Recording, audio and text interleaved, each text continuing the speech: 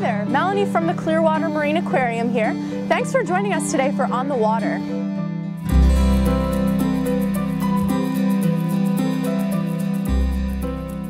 Here at CMA, we believe in preserving our marine life and environment through leadership in research, education, rescue, rehabilitation, and release. Let's join Annabelle out on our Dolphin Adventure boat tour and participate in some research on our local dolphin population. Hi guys, this is Annabelle from the Clearwater Marine Aquarium. I'll be your guide today on the Dolphin Adventure Tour. Thanks for joining us.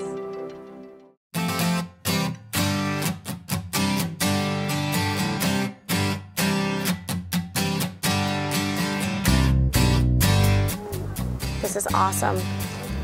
Oh, look at that. Oh, look at that. That's right here with them. They're right here. So cool. Yeah, we don't always have this opportunity. Like I said, guys, these dolphins are completely wild. So they can be anywhere in the water, and they've been known to hold their breath for up to 3 to 4 minutes for our inshore dolphins. The location where we see these dolphins. All right. 27. So what I'm doing now is I'm trying to capture as many photographs as I can of good quality of the sides of that dorsal fin. So we'll conduct dorsal fin identification on these dolphins. It's a very easy way to study dolphins in the wild. It's very inexpensive and it's non-invasive. It doesn't include us having to capture the dolphins in any way or have any harm with tagging the animal or freeze branding the animal. So it allows us to stay a very safe distance away from the dolphin while still getting a lot of different information. Now each dorsal fin is unique to each dolphin. So just like how each of our facial features are unique to us and we can recognize each other by our faces, each dolphin's dorsal fin is born with different shapes and colorations, and over time they acquire different markings, so scratches, nicks, notches, scarring. All of those things can help us to identify this dolphin as an individual. Now Callie's dorsal fin, for example, bends to the left-hand side, and on the right side of her dorsal fin, if you look very closely at that parallel onto you, you'll notice a dark line, almost like a scar, that goes straight across the dorsal fin, almost in half.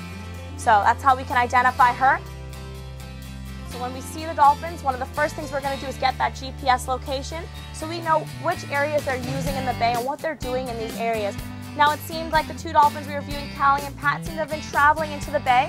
They kind of looped around and then headed back into kind of the real Clearwater Bay proper area.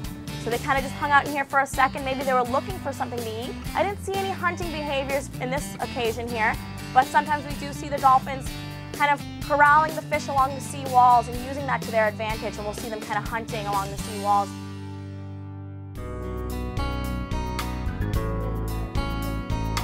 I want to make sure we record that. They're right in the glare.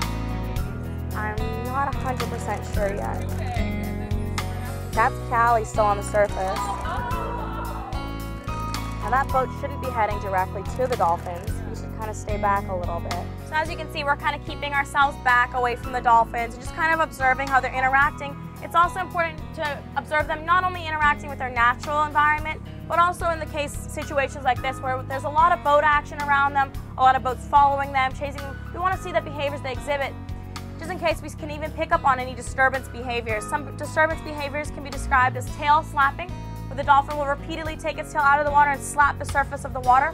That can sometimes be a sign of stress or kind of like back off, you know, you're kind of too close.